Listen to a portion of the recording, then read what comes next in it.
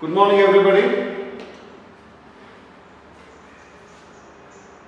Let us begin with your English syllabus. It contains the concept in the name of reflections.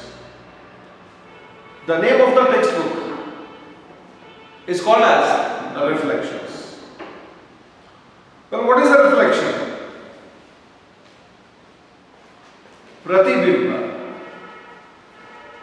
The stories, the essays, the poems reflect on the life of human beings. They are not just stories, they are our stories. They are not just essays. Those essays have some kind of reflection on us. The poems are not just poems, but they reflect what is happening around human life. So altogether, it's the stories, the essays, the poems, altogether they are called as reflections. And in this bunch of stories, lessons, essays, poems, let us begin with the second concept of your syllabus called the schoolboy. Schoolboy is a poem by William Blake. William Blake is known as poet and a painter. He was born in the year 1757 and he died in 1827. This poem is a lyric from Songs of Experience. What does it mean? The poet William Blake is writing this poem on the basis of his own experience.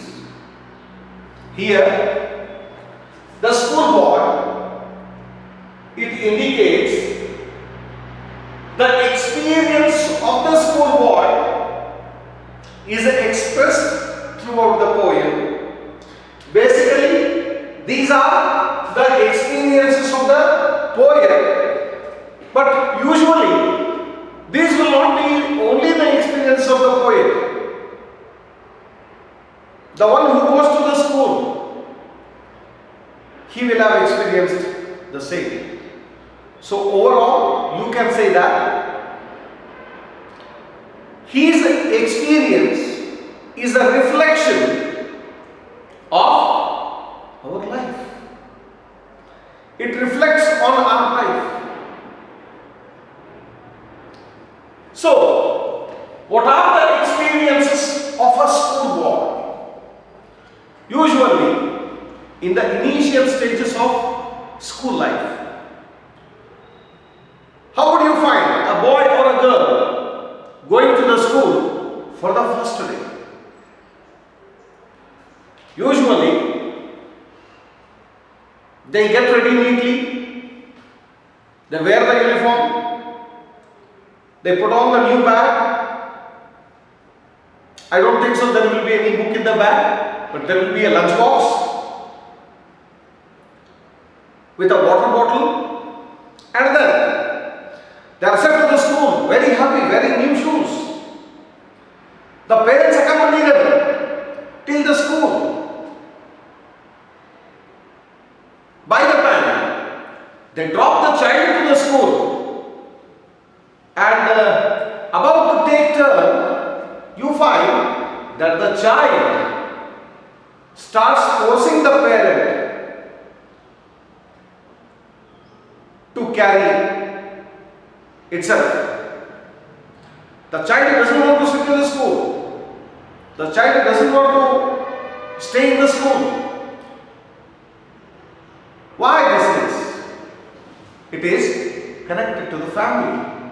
And therefore, it's not going to be in a place which is human. So basically, we see the children are dragged away by the teachers inside the classroom. They'll be screaming, shouting, crying. Probably me too, you too. So you see, in the initial period, we all will have this kind of experience. As the days pass on, we become used up to the circumstances, the situations, and we match up with everything. The friends, then the teachers, their teachings, then obviously they love to play during the playtime. And now, when they are used up to these conditions, later they will start experiencing something different. And you see, they'll have many experiences throughout the school days. And the poet, whatever he experiences during his school life, he explains, he describes his feelings on the part of us. And definitely, these would be the similar feelings of yours when you would be going to the school.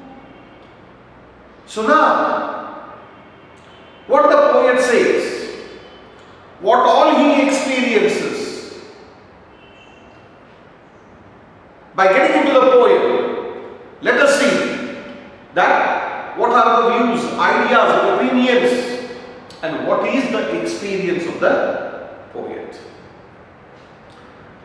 Let me tell you, we learn so many things before getting into the school. And you know how?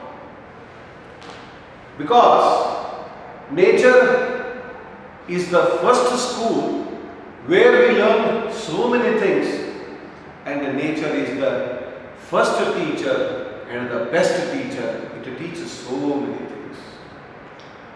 Apart from nature, we say that mother is also playing the role of a teacher at home. So we learn so many things from the mother. And then literally when you step into a school, the things that enjoyed by learning in the nature's environment, the things which you enjoyed while learning the things from your mother, they won't be the same as far as school is concerned. So when you get into the school, you will experience something new, something interesting, maybe a lot of boring.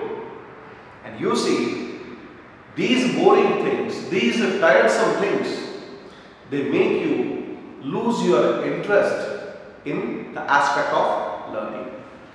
So gradually the child starts losing the interest of learning, and thus when this happens, there is some other scenario that gets created in the school, in the life of the school boy.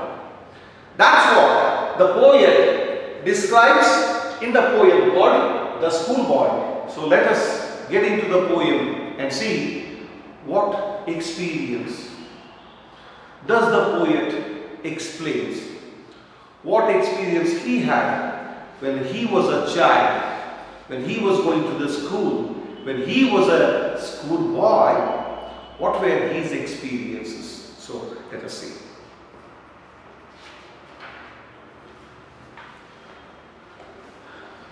The School Boy by William Blake.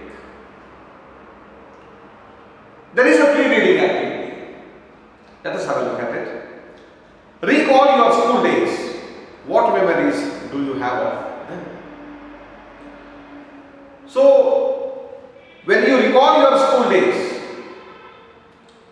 you get to remember so many things. Some good things, some bad things, some mischievous things, some of the funniest things, and maybe you have come across the most dangerous things. So when you recall, you get all the memories to your mind regarding school life.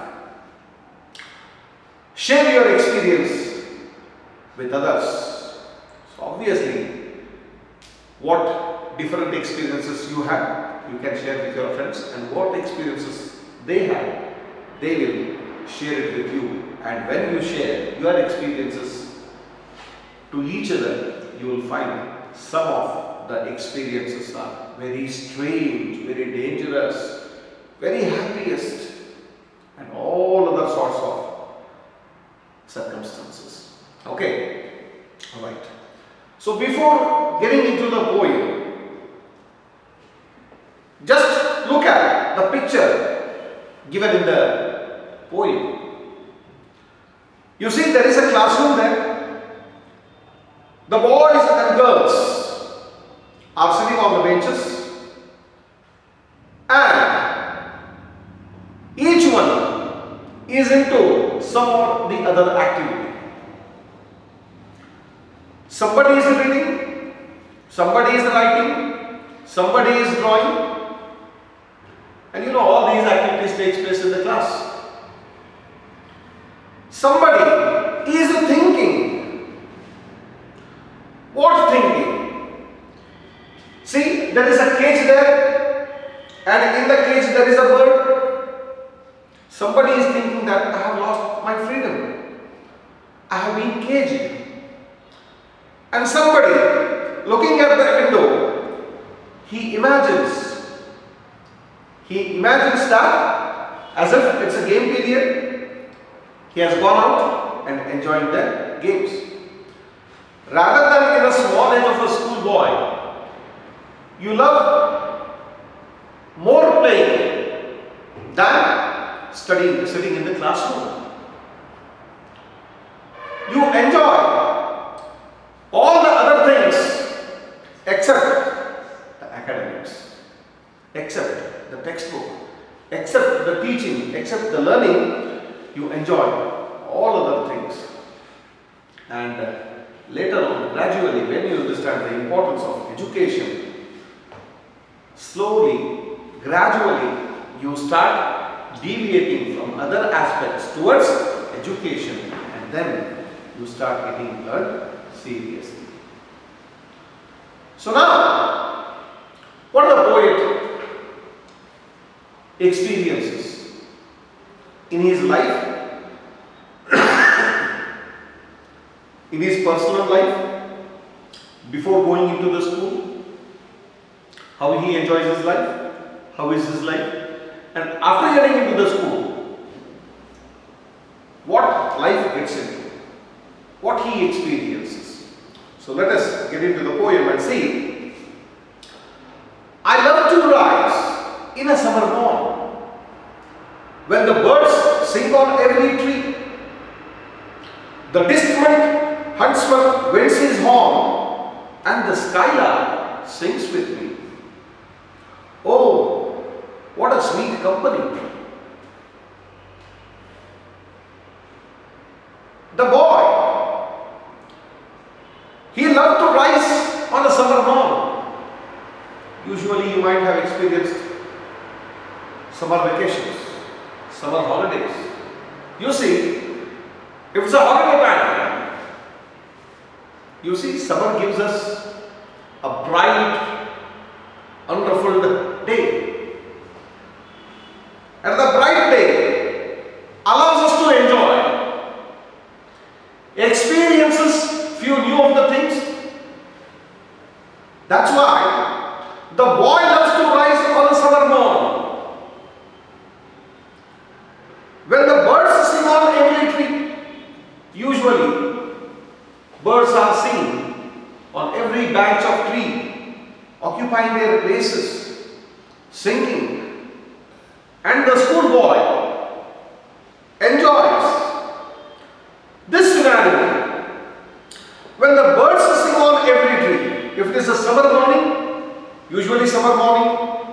considered to be a bright morning, a happy morning, and on every tree the birds sing.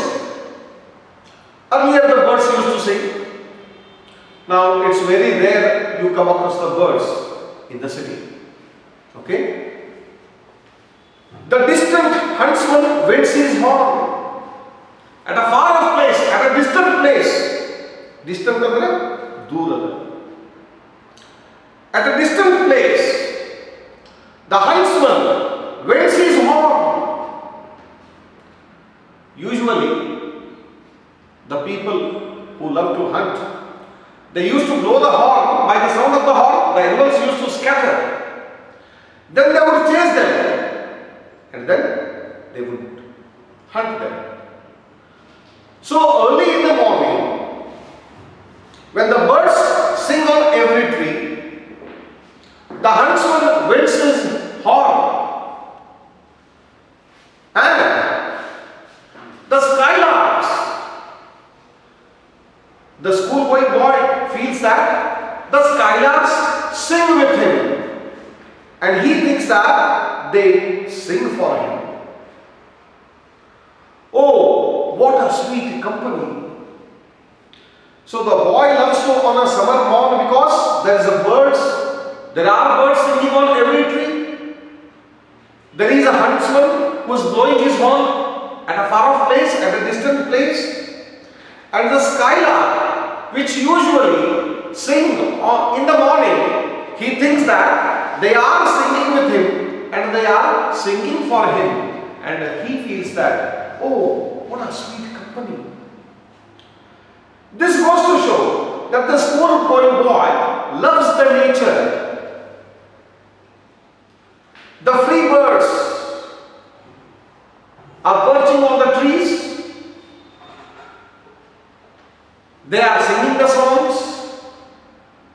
The huntsman blows the horn, and then the skylarks sing with him, and for him, he feels that this is a great company, this is a sweet company, this is the company of nature. So usually the schoolboy loves this.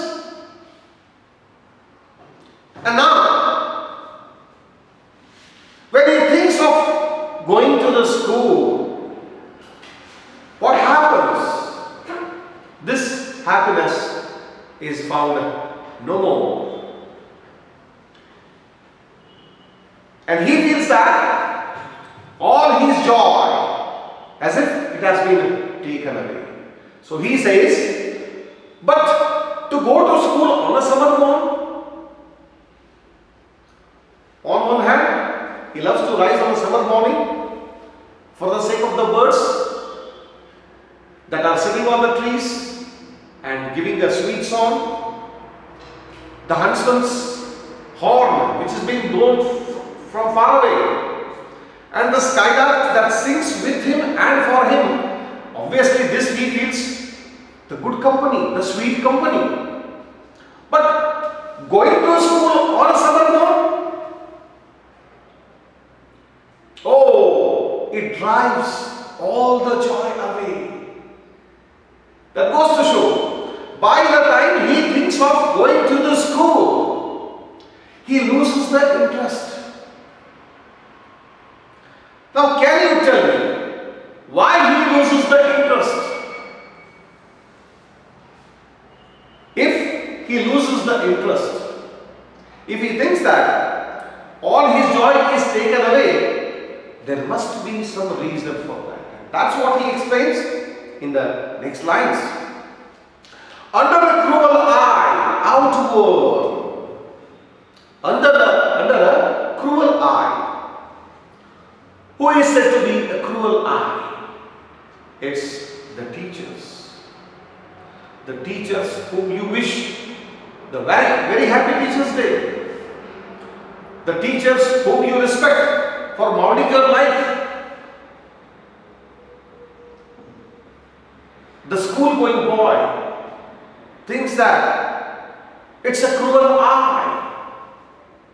It's just because of the strictness that the teachers adopt for making the child learn.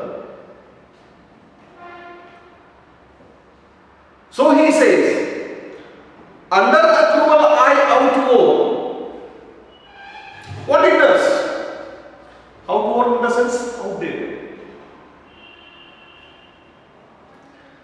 Under a cruel eye outward, the little ones spends the day. The little ones in the sense, the school boy. The small children, they have to spend the entire day under the cruel eye. So you see, if you are being made to sit in a room with a person whom you don't like, every minute goes harder. You won't be able to spend the time. And if you are with your mother and father at home, how the days goes on, you won't come to know.